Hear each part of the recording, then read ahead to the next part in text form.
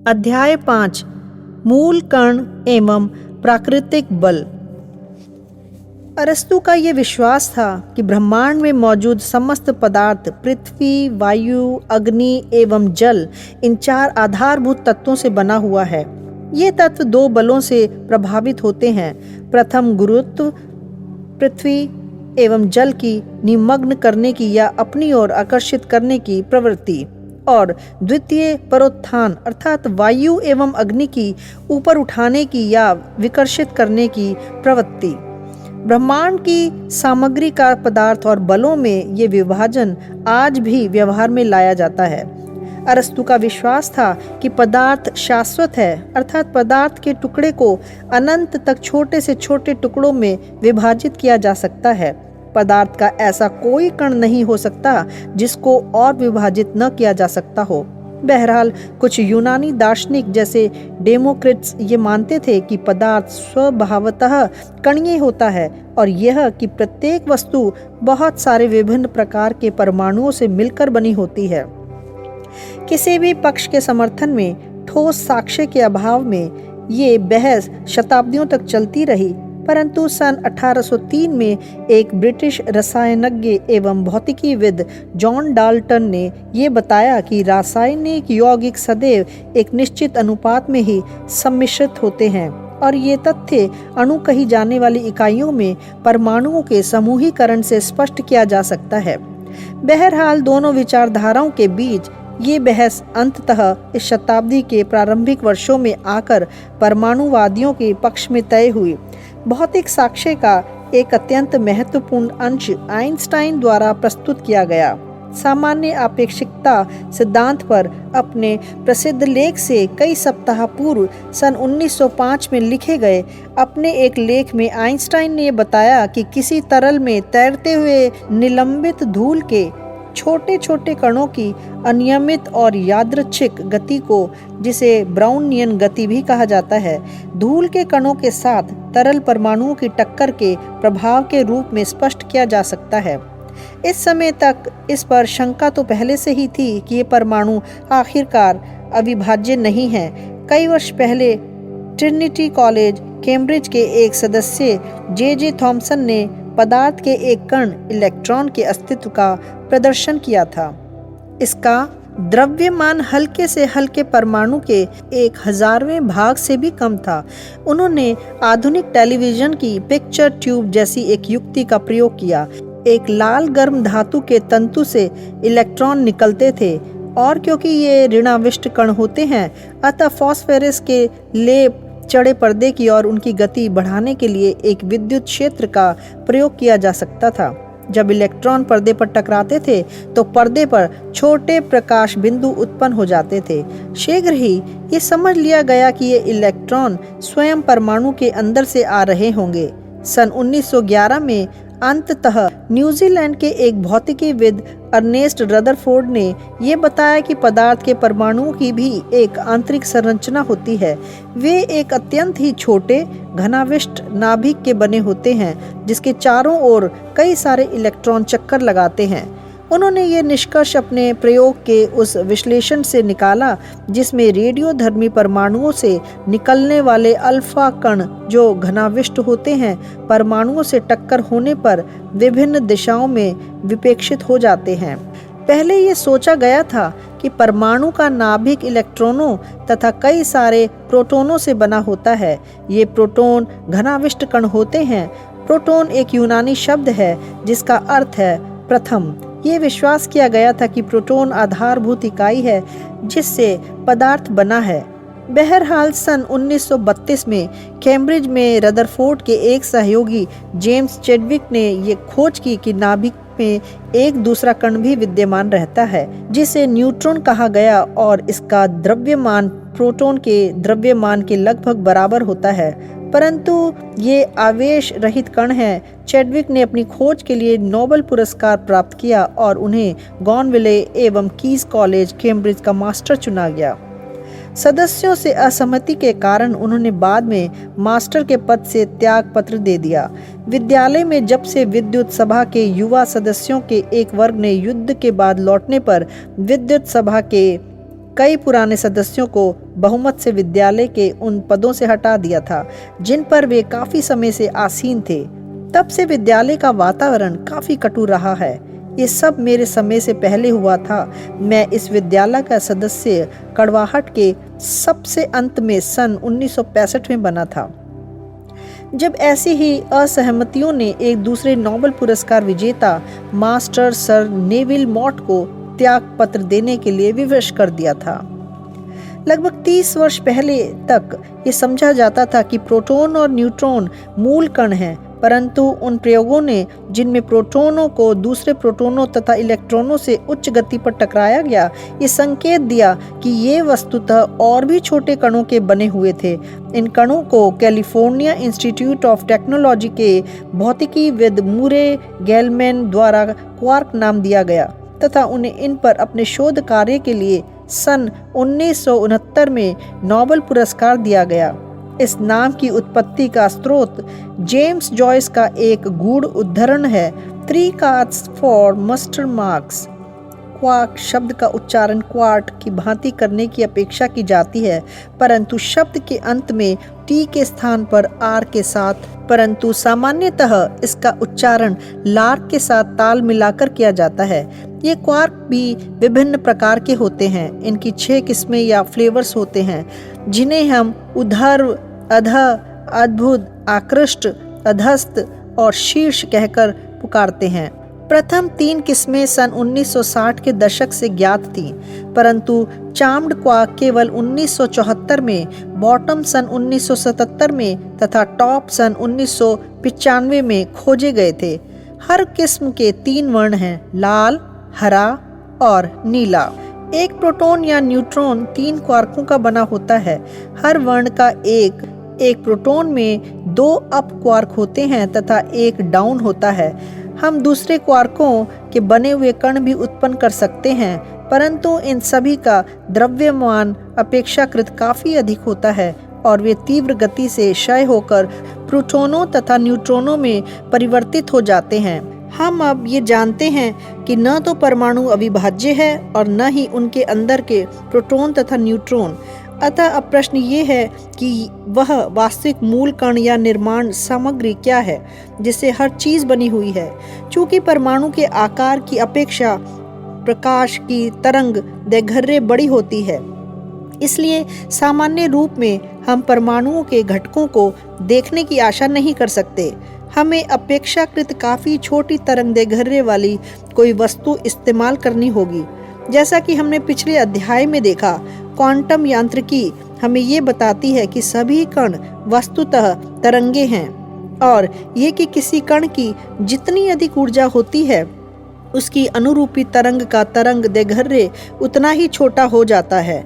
इसलिए अपने प्रश्न का जो सर्वोत्तम उत्तर हम दे सकते हैं वह इस तथ्य पर निर्भर करता है कि हमारे पास कण ऊर्जा कितनी ज्यादा है, क्योंकि इसी से ये सुनिश्चित होता है कि कितनी छोटी तरंग दैर्घ्य हम देख सकते हैं। ये कण ऊर्जा सामान्यतः इलेक्ट्रॉन वोल्ट की इकाई में मापी जाती है। 19वीं शताब्दी में जब लोग किसी रासायनिक अभिक्रिया जैसे जलने से उत्पन्न कुछ इलेक्ट्रॉन वोल्ट की निम्न कण ऊर्जाओं का ही प्रयोग करना जानते थे, तब ये समझा जाता था कि परमाणु सबसे छोटी इकाई होती है।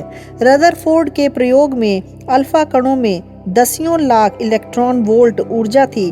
अभी हाल ही में हमें ये ज्ञात हुआ कि कणों को पहले करोड़ों इलेक्ट्रॉन वोल्ट की तथा इसके बाद हजारों मिलियन इलेक्ट्रॉन वोल्ट की ऊर्जा देने के लिए विद्युत चुंबकीय क्षेत्र का किस प्रकार प्रयोग किया जा सकता है।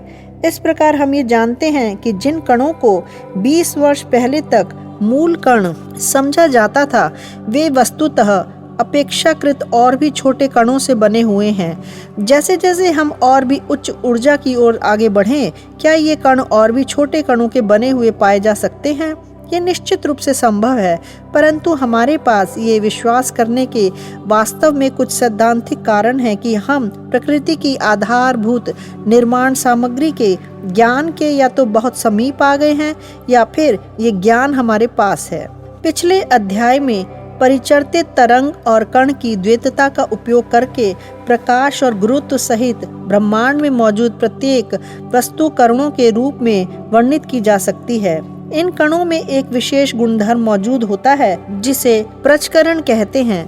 प्रचकरण या स्पिन के बारे में सोचने का एक तरीका तो ये है कि हम कणों के बारे में ये कल्पना करें कि वे अपनी धुरी पर प्रचकरण करते हुए छोटे छोटे लट्टुओं के समान हैं, लेकिन ये तरीका सत्यान्वेषण के मार्ग से विचलित कर सकता है, क्योंकि क्वांटम यांत्रिकी हमें ये बताती है कि कणों का कोई सुनिश्चित अक्ष नहीं होता है। किसी कण का स्पिन वास्तव में हमें जो कुछ बताता है वो केवल ये है कि कण विभिन्न दिशाओं से कैसा दिखाई देता है। जीरो स्पिन वाला कण एक बिंदु के समान होता है, ये प्रत्येक दिशा में एक सा दिखता है। दूसरी ओर एक स्पिन वाला कण एक तीर के समान होता है, ये विभिन्न दिशाओं से भिन्न दिखाई देता है। ये कण एक सा केवल उस दशा में दिखाई देता है जब कोई उसे एक पूरा चक्कर घुमा दे। दो स्पिन वाला कण एक दोहरे सिर वाले तीर के समान होता है, ये एक सा तभी दिखाई देता है यदि कोई इसे आधा चक्र यानी 180 डिग्री पर घुमा दे। इसी प्रकार अपेक्षाकृत अधिक स्पिन वाले कण केवल उस दशा में एक से दिखाई देते हैं जब कोई उन्हें एक पूर्ण चक्कर के अत्यंत छोटे प्रभागों से होकर घुमा दे। ये सब बिल्कुल सरल सा लगता है, परंतु एक ध्यान देने योग्य तथ्य ये है कि ऐसे कण भी हैं जो यदि कोई उन्हें एक पूर्ण परिक्रमण भी करा दे तब भी वे एक से दिखाई नहीं देते। आपको उनके दो पूर्ण परिक्रमण कराने पड़ते हैं।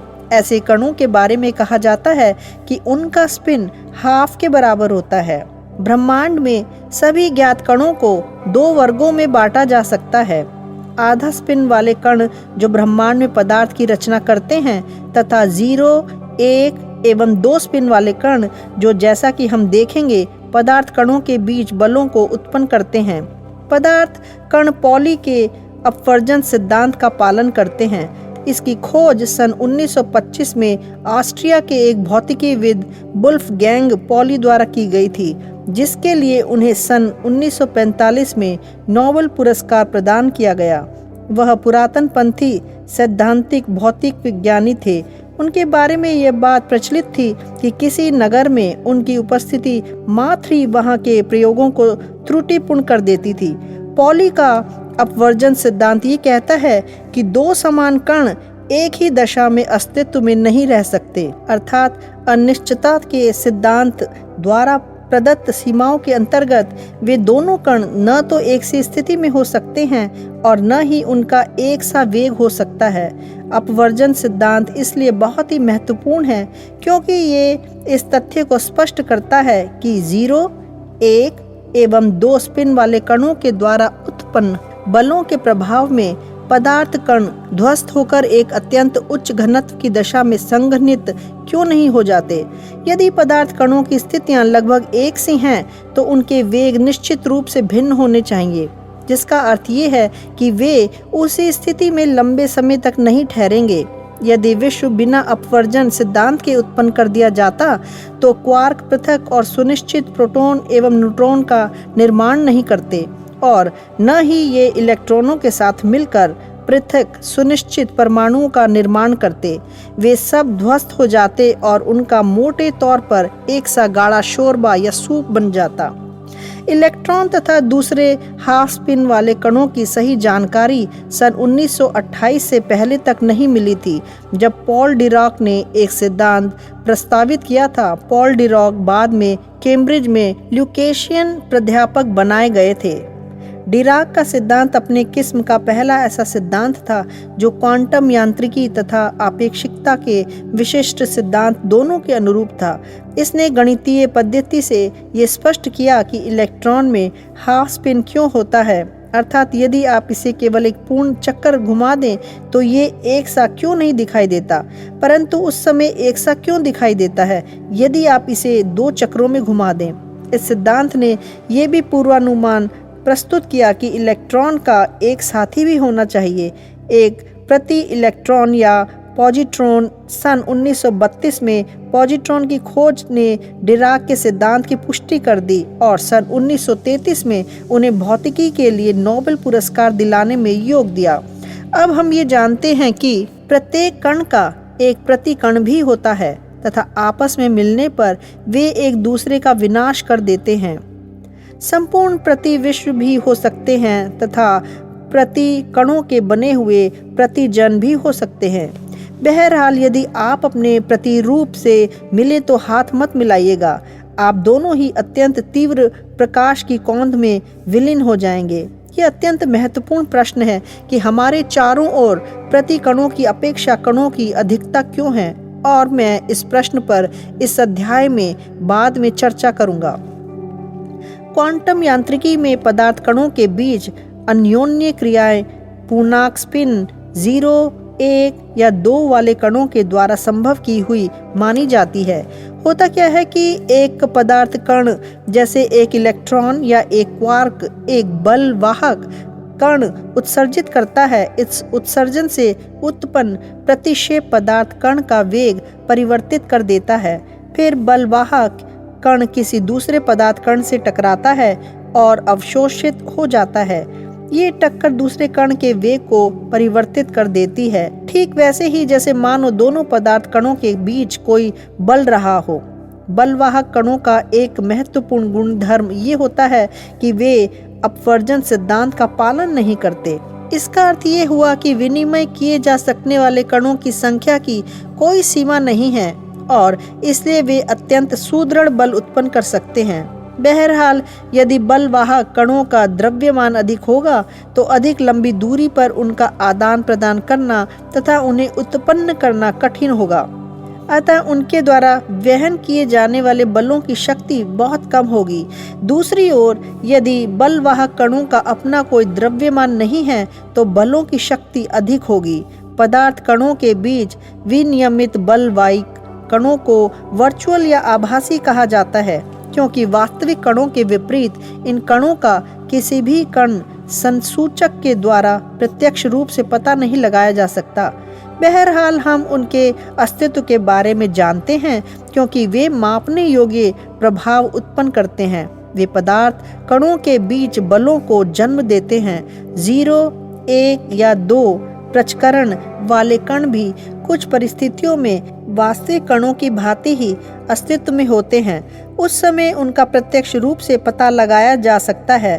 उस समय वे हमें इस प्रकार दिखाई पड़ते हैं जिसे कोई भी पारंपरिक भौतिकी तरंग कहेगा, जैसे प्रकाश की तरंगे या गुरुत्वीय तरंगे। वे कभी कभी उस समय उत्सर्जित की जा सकती हैं जब पदार्थ कण आभासी बलवाहक कणों का विनिमय करके एक दूसरे के साथ अन्योन्य क्रिया करते हैं।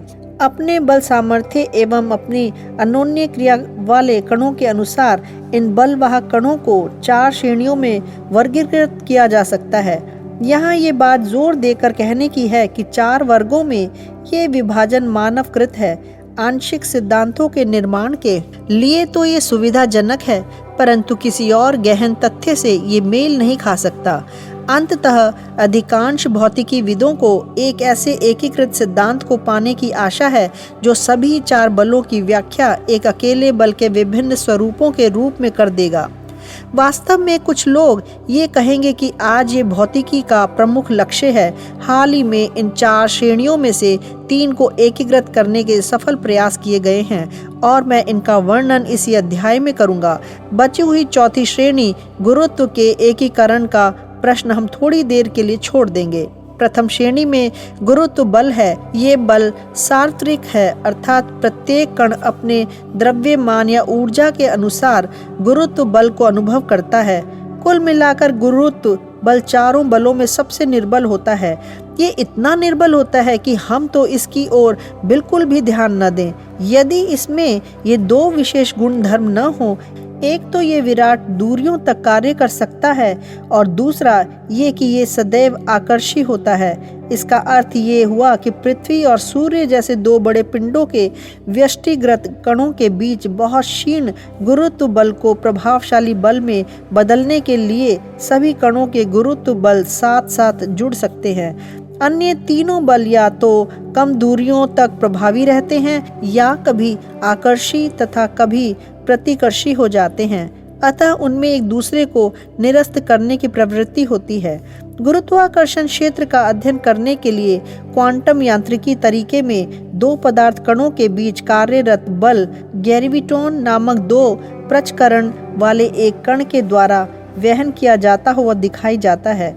इसका अपना कोई द्रव्यमान नहीं होता, इसलिए इसका बल लंबी दूरियों तक प्रभावी रहता है। सूर्य तथा पृथ्वी के बीच गुरुत्वाकर्षण बल इन दोनों पिंडों के समस्त कणों के मध्य ग्रेविटॉनों के विनिमय के कारण संभव माना जाता है। यद्यपि ये विनिमयत कण वर्चुअल यानी आभासी कण होते हैं, तथापि वे मापने योग्य प्रभाव अवश्य ही उत्पन्न करते हैं। वे पृथ्वी से सूर्य की परिक्रमा कराते हैं। वास्तविक ग्रेविटॉन एक ऐसे प्रभाव को उत्पन्न करते हैं जिसे चिरसम्मत भौतिकीविद गुरुत्वीय तरंगे कहेंगे, जो बहुत ही क्षीण होती हैं और इनका पता लगाना इतना कठिन है कि इनको अभी तक प्रेक्षित नहीं किया गया है। अगली श्रेणी में विद्युत चुंबकीय बल है, जो क्वार्क तथा इलेक्ट्रॉन जैसे विद्युत आवेशित कणों के साथ तो अंतः क्रिया करता है, परंतु ग्रेविटॉन जैसे अनाविष्ट कणों के साथ नहीं। ये बल गुरुत्व बल की अपेक्षा अत्यधिक सुदृढ़ होता है। दो इलेक्ट्रॉनों के बीच विद्युत चुंबकीय बल गुरुत्व बल की अपेक्षा लगभग 1/42 गुना अधिक मजबूत होता है। हालांकि विद्युत आवेश दो प्रकार का होता है, धनावेशी एवं ऋणावेशी। दो धनावेशों के बीच प्रतिकर्षी बल कार्य करता है, इसी प्रकार से दो ऋणावेशों के बीच भी प्रतिकर्षी बल कार्य करता है, परंतु एक धनावेश और एक ऋणावेश के बीच आकर्षी बल कार्य करता है। पृथ्वी और सूर्य जैसे विशाल पिंडों में धनावेश तथा ऋणावेश लगभग बराबर होता है। इस प्रकार से व्यष्टिगत कणों के बीच आकर्षी और प्रतिकर्षी बल एक दूसरे को लगभग निरस्त कर देते हैं और बहुत ही क्षीण विद्युत चुंबकीय बल शेष रहता है।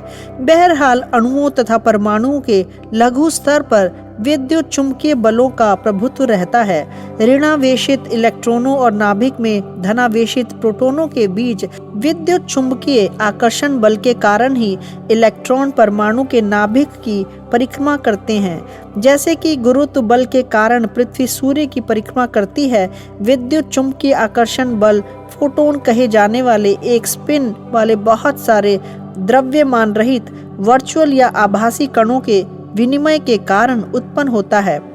पुनः फोटोन जिनका विनिमय होता है वर्चुअल या आभासी कण होते हैं। बहरहाल जब एक इलेक्ट्रॉन अपनी अनुमत कक्षा से नाभिक के अपेक्षाकृत अधिक समीप वाली किसी दूसरी कक्षा में अपना पथ परिवर्तन करते हुए जाता है तो ऊर्जा मुक्त हो जाती है, एक वास्तविक फोटोन उत्सर्जित हो जाता है, जिसे यदि इसका तरंग दैर्घ्य उपयुक्त है मानव नेत्र से दृश्य प्रकाश के रूप में देखा जा सकता है या फोटोग्राफी की फिल्म जैसे फोटोन संसूचक द्वारा पता लगाया जा सकता है। इसी प्रकार से यदि एक वास्तविक फोटोन किसी परमाणु से टकरा जाता है तो ये परमाणु के नाभिक से अपेक्षाकृत अधिक समीप की कक्षा में परिक्रमा करने वाले इलेक्ट्रॉन को किसी दूर की कक्षा में धकेल सकता है। ये प्रक्रिया उसकी ऊर्जा को पूर्णतः समाप्त कर देती है। इस प्रकार वह अवशोषित हो जाता है। तीसरी श्रेणी को क्षीण नाभिकीय बल कहा जाता है, जो रेडियोधर्मिता के लिए उत्तरदायी होता है और जो आधे स्पिन वाले समस्त पदार्थ कणों पर प्रभाव डालता है, परंतु 0, 1 या 2 स्पिन वाले फोटोनों और ग्रेविटोनों पर प्रभाव नहीं डालता। सन 1967 से पहले एक क्षीण नाभिकीय बल को भली प्रकार नहीं समझा गया था। जब इंपीरियल कॉलेज लंदन में अब्दुस सलाम तथा हार्वर्ड में स्टीवन वाइनबर्ग दोनों ने सिद्धांत प्रस्तावित किए जिनसे इस अनोन्य क्रिया को विद्युत चुंबकीय बल के साथ एकीकृत किया जा सका, ठीक उसी प्रकार जैसे मैक्सवेल ने लगभग 100 साल पहले विद्युत और चुंबकत्व को एकीकृत कर दिया था। उन्होंने ये सुझाव दिया कि फोटोन के अतिरिक्त सामूहिक रूप से स्थूल सदिश बोसोनों के रूप में ज्ञात एक स्पिन वाले 3 कण और भी हैं जो कमजोर बल के वाहक हैं। वाइनबर्ग सलाम सिद्धांत स्वतः समिति खंडन के रूप में ज्ञात एक गुणधर्म को प्रदर्शित करता है। इसका तात्पर्य ये है कि जो कण कम ऊर्जा पर कई सारे पूर्णतः भिन्न कणों जैसे लगते हैं, वे सभी वस्तुतः एक ही प्रकार के कण होते हैं, केवल उनकी अवस्थाएं भिन्न होती हैं। उच्च ऊर्जा पर ये सभी कण एक समान व्यवहार करते हैं। ये प्रभाव रूलेट चक्र में रूलेट गेंद के व्यवहार के समान होता है। उच्च ऊर्जा पर गेंद अनिवार्य रूप से केवल एक ही तरह का व्यवहार करती है।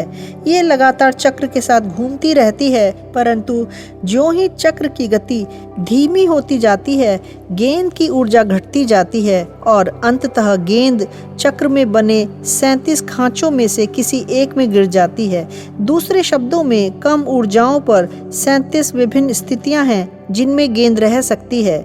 यदि किसी कारणवश केवल कम ऊर्जाओं पर ही हम गेंद का प्रेक्षण कर सकें, तो उस समय हम सोचेंगे कि 37 विभिन्न प्रकार की गेंदें थीं। वाइनबर्ग सलाम सिद्धांत में 100 से भी काफ़ी अधिक ऊर्जाओं पर तीनों नए कण तथा फोटोन सभी एक ही तरह का व्यवहार करेंगे, परंतु कम कण ऊर्जाओं पर, जो अधिकांश सामान्य स्थितियों में पाई जाती है, कणों के बीच यह समिति खंडित हो जाएगी। बहरहाल अगले लगभग 10 वर्षों के दौरान अपेक्षाकृत कम ऊर्जाओं पर इस सिद्धांत के अन्य पूर्वानुमान प्रयोगों के इतने अधिक अनुरूप थे कि सन 1979 में सलाम और वाइनबर्ग को हार्वर्ड के ही शेल्डन ग्लेशो के साथ भौतिकी के लिए नोबेल पुरस्कार प्रदान किया गया। शेल्डन ग्लेशो ने भी विद्युत चुंबकीय और क्षीण नाभिकीय बलों के उसी प्रकार के एकीकृत सिद्धांत सुझाए थे। नोबेल समिति को गलती कर लेने की परेशानी से सन 1983 में सर्न यूरोपीय नाभिकीय अनुसंधान केंद्र में की गई उस खोज से बचा लिया गया, जिसमें फोटोन के 3 स्थूल साथियों का बिल्कुल सही पूर्वानुमानित द्रव्यमान उनके अन्य गुणधर्मों के साथ पता लगा लिया गया था। कार्लो रूबिया को, जिन्होंने ये खोज करने वाले कई सौ भौतिकीविदों की टीम का मार्गदर्शन किया था, सन 1984 में सर्न के ही एक अन्य इंजीनियर साइमन वार दर मीर, जिसने प्रयोग में प्रयुक्त होने वाले प्रति पदार्थ भंडार प्रणाली को विकसित किया था, के साथ संयुक्त रूप से नोबेल पुरस्कार प्रदान किया गया था। चौथी श्रेणी में मजबूत नाभिकीय बल आता है, जो प्रोटॉन और न्यूट्रॉन में क्वार्कों को संगठित रखता है और प्रोटॉनों तथा न्यूट्रॉनों को परमाणु के नाभिक में बनाए रखता है। ये विश्वास किया जाता है कि इस बल का वाहक एक स्पिन वाला एक और कप है, जिसे ग्लूओन कहा जाता है, और जो केवल अपने और क्वार्कों के साथ अंतःक्रिया करता है। दृढ़ नाभिकीय बल में परिरोध कहे जाने वाला एक विचित्र गुणधर्म होता है। ये सदैव कणों को ऐसे संयोजन में बांध देता है जिनका कोई वर्ण नहीं होता। कोई भी एक अकेले क्वार्क को अपने पास अपने आप नहीं रख सकता, क्योंकि इसका एक वर्ण होगा। इसके स्थान पर एक लाल क्वार्क को एक हरे व एक नीले क्वार्क के साथ ग्लूओनों की एक डोर रोज संयुक्त रूप से जुड़ना होता है। ऐसे ही एक त्रिक से ही किसी प्रोटॉन या न्यूट्रॉन की रचना होती है।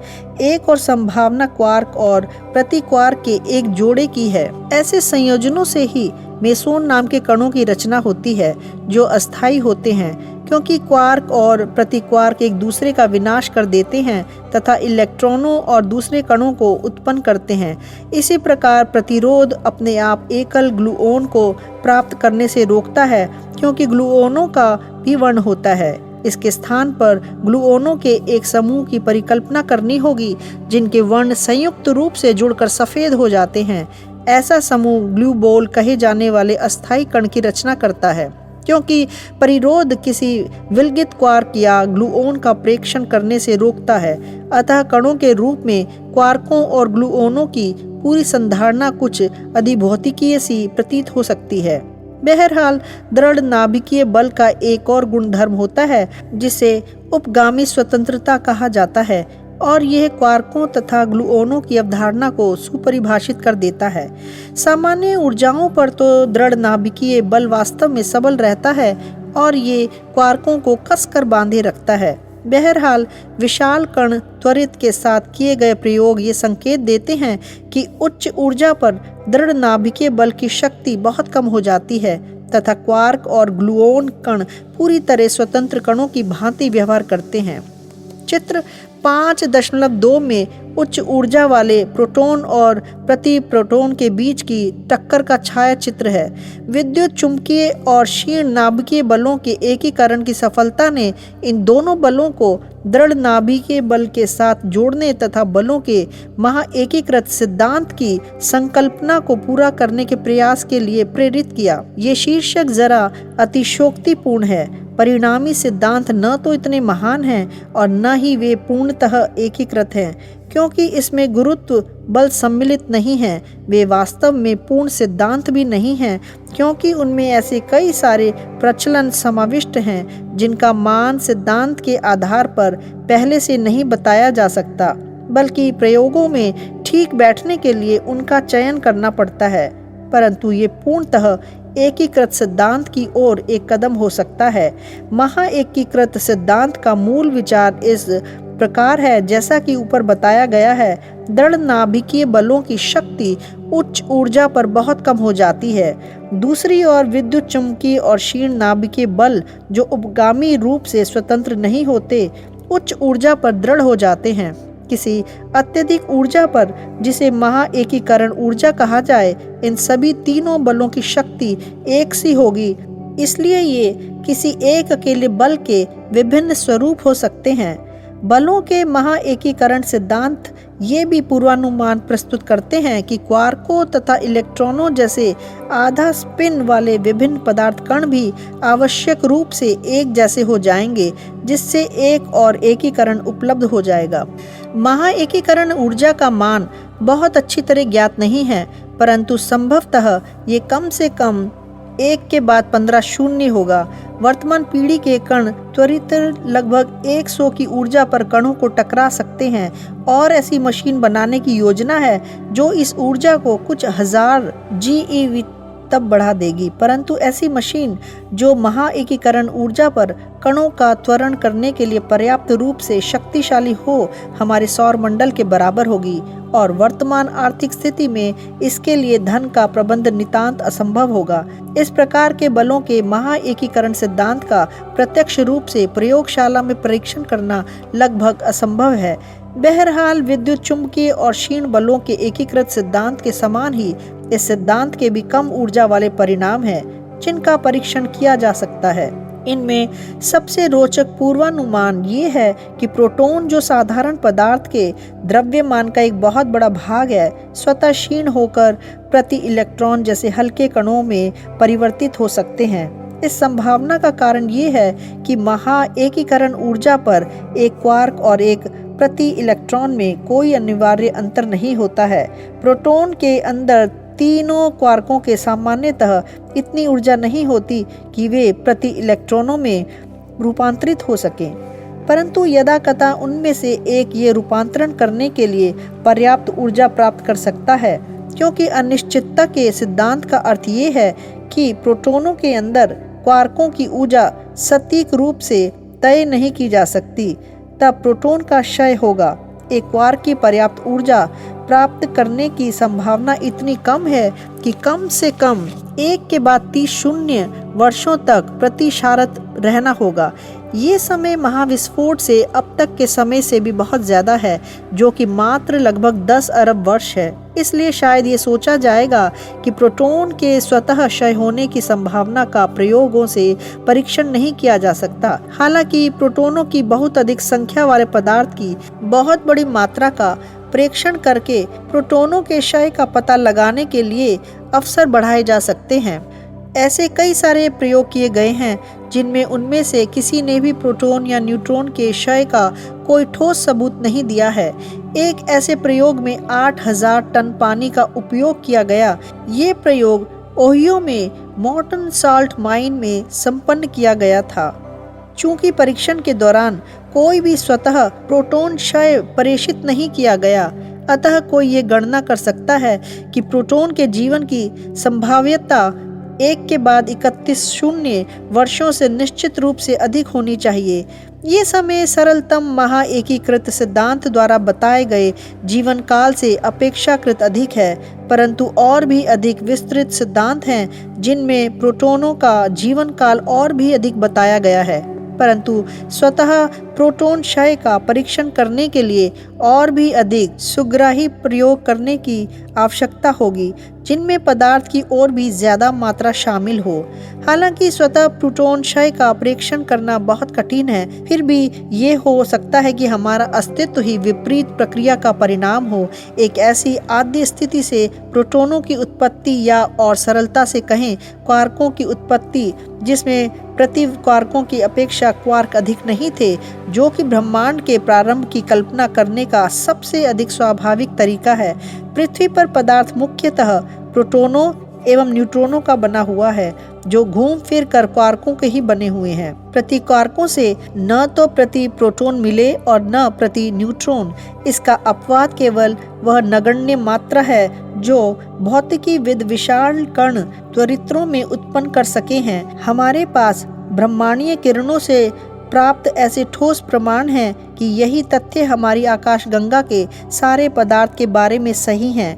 वहाँ कोई प्रति प्रोटॉन या प्रति न्यूट्रॉन नहीं है, सिवाय कणों प्रति कणों के जोड़ों की उस अल्प मात्रा के जो अत्यधिक ऊर्जा पर टक्कर से पैदा होती है।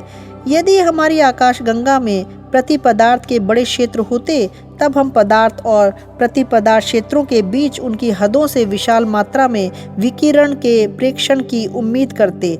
जहां कण अपने प्रति कणों से टकरा रहे होते, एक दूसरे का विनाश कर रहे होते और अत्यधिक उच्च ऊर्जा का विकिरण उत्सर्जित कर रहे होते।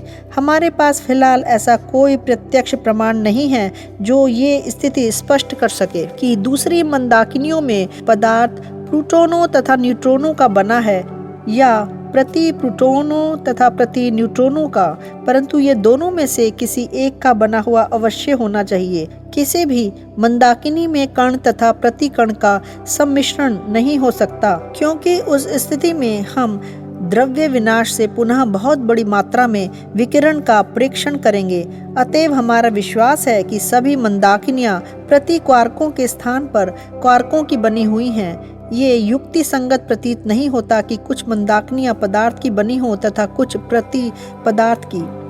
प्रति क्वार्कों की अपेक्षा क्वार्कों की संख्या इतनी अधिक क्यों है? उनमें ये प्रत्येक की बराबर बराबर मात्रा क्यों नहीं है? हमारे लिए ये निश्चित रूप से सौभाग्य की बात है कि ये संख्या असमान है, क्योंकि यदि उनकी संख्या समान होती तब लगभग सभी क्वार्क तथा प्रति क्वार्क ब्रह्मांड की आद्य व्यवस्था में ही एक दूसरे का संपूर्ण विनाश कर देते तथा एक ऐसा ब्रह्मांड शेष रहता जो विकिरण से तो भरा हुआ होता, पर उसमें पदार्थ नाम मात्र का ही होता। उस अवस्था में न तो मंदाकिनियां ही होती, न तारे और न ही ग्रह होते जिन पर मानव जीवन विकसित हो सकता। सौभाग्यवश महाएकीकरण सिद्धांत इस प्रश्न का स्पष्टीकरण प्रदान कर सकता है कि अब ब्रह्मांड में प्रति क्वार्कों की अपेक्षा क्वार्कों की संख्या अधिक क्यों है, हालांकि ये दोनों की बराबर संख्या से शुरू हुआ था। जैसा कि हमने देखा है, महाएकीकरण सिद्धांत क्वार्कों को अत्यधिक ऊर्जा पर प्रति इलेक्ट्रॉनों में बदल जाने की अनुमति देता है। वह उन उत्क्रम प्रक्रमों की भी अनुमति देता है जिनमें प्रति क्वार्क इलेक्ट्रॉनों में बदल जाते हैं और इलेक्ट्रॉन तथा प्रति इलेक्ट्रॉन प्रति क्वार्कों तथा क्वार्कों में बदल जाते हैं। ब्रह्मांड की आद्य अवस्था में एक ऐसा समय था जबकि इसका ताप इतना अधिक था कि कण ऊर्जा इन रूपांतरणों के घटित होने के लिए पर्याप्त रही होगी, परंतु ये वस्तु स्थिति प्रति क्वार्कों की अपेक्षा क्वार्कों की अधिक मात्रा का मार्ग प्रशस्त क्यों करे? इसका कारण ये है कि कणों तथा प्रति कणों के लिए भौतिकी के नियम बिल्कुल एक से नहीं हैं। सन 1956 तक ये विश्वास किया जाता था कि भौतिकी के नियम CP और T नामक तीनों पृथक समितियों का पालन करते हैं। C समिति का अर्थ ये है कि कणों तथा प्रति कणों के लिए नियम एक से होते हैं। P समिति का अर्थ ये है कि किसी भी स्थिति तथा उसके दर्पण प्रतिबिंब के लिए नियम एक समान है। T समिति का अर्थ ये है कि यदि आप सभी कणों तथा प्रति कणों की गति की दिशा विपरीत कर दें तो समस्त ब्रह्मांड प्रणाली घूम फिर कर वहीं पहुंच जाएगी जैसी कि वह आद्य अवस्था में थी। दूसरे शब्दों में समय के आगे और पीछे की दिशाओं में नियम एक से होते हैं। सन 1956 में त्सुंग दाओली तथा चेन निंग यांग नामक दो अमेरिकी भौतिकीविदों ने ये सुझाव दिया कि क्षीण नाभिकीय बल वस्तुतः पी सममिति का अनुपालन नहीं करता।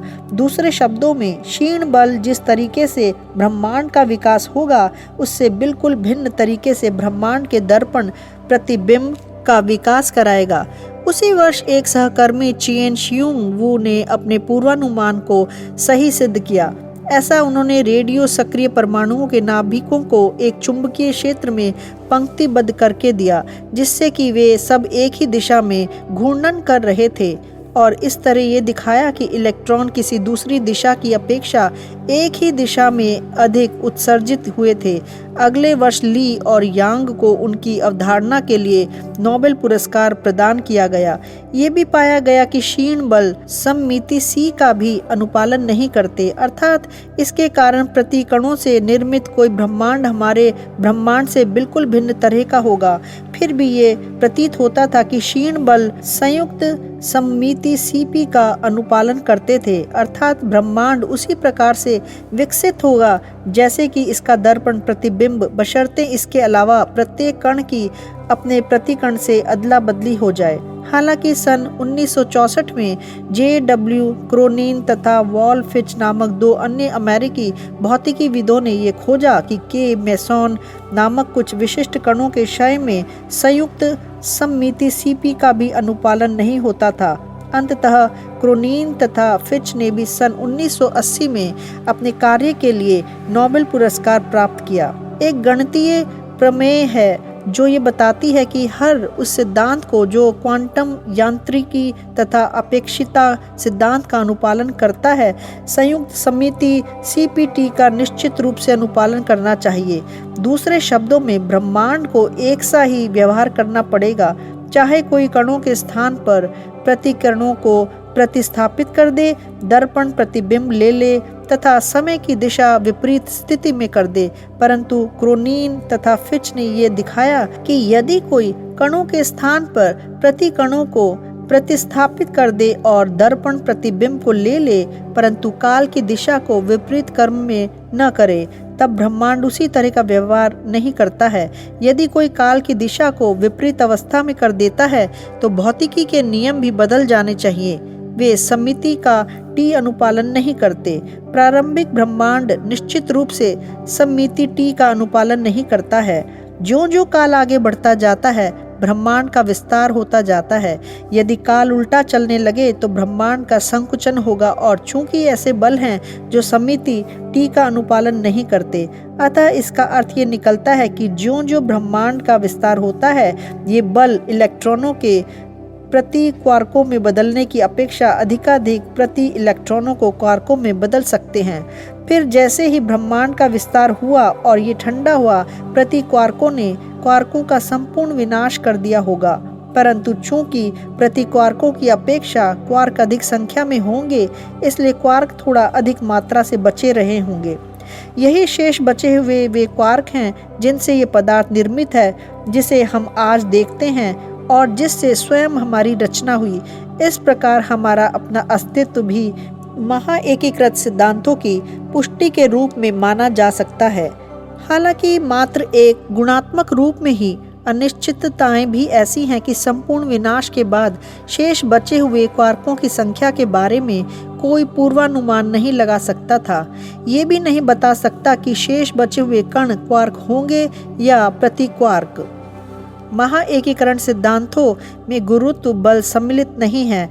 इससे कोई विशेष फर्क नहीं पड़ता, क्योंकि गुरुत्व बल इतना क्षीण बल है कि जब हम मूल कणों या परमाणुओं का विवेचन कर रहे होते हैं, तब इसके प्रभावों को सामान्यतया नज़रअंदाज किया जा सकता है। बहरहाल ये तथ्य कि गुरुत्व बल लंबी दूरियों तक प्रभावी होता है तथा सदैव आकर्षी रहता है, इस आशय की ओर इंगित करता है कि इसके सभी प्रभाव संयुक्त रूप से जुड़ जाते हैं। इसलिए पदार्थ कणों की पर्याप्त रूप में अधिक मात्रा के लिए गुरुत्व बल अन्य सभी बलों पर अपना प्रभुत्व रख सकते हैं। इसी कारणवश गुरुत्व बल ही ब्रह्मांड के क्रमिक विकास को सुनिश्चित करता है। तारों के आकार के पिंडों के लिए भी गुरुत्व बल अन्य सभी बलों पर हावी हो सकता है। तथा तारों के ध्वस्त होने का कारण बन सकता है। सन 1970 के दशक में मेरा शोध कार्य कृष्ण विवरों तथा उनके चारों ओर के अत्यंत प्रबल गुरुत्व क्षेत्रों पर केंद्रित था। ये कृष्ण विवर ऐसे ही तारों के ध्वस्त होने के परिणाम स्वरूप अस्तित्व में आते हैं। इसी शोध कार्य से मुझे ये प्रारंभिक संकेत मिले कि क्वांटम यांत्रिकी तथा सामान्य आपेक्षिकता का सिद्धांत किस प्रकार एक दूसरे को संभावित रूप से प्रभावित कर सकते हैं। ये गुरुत्व के भावी क्वांटम सिद्धांत के स्वरूप की एक झलक थी।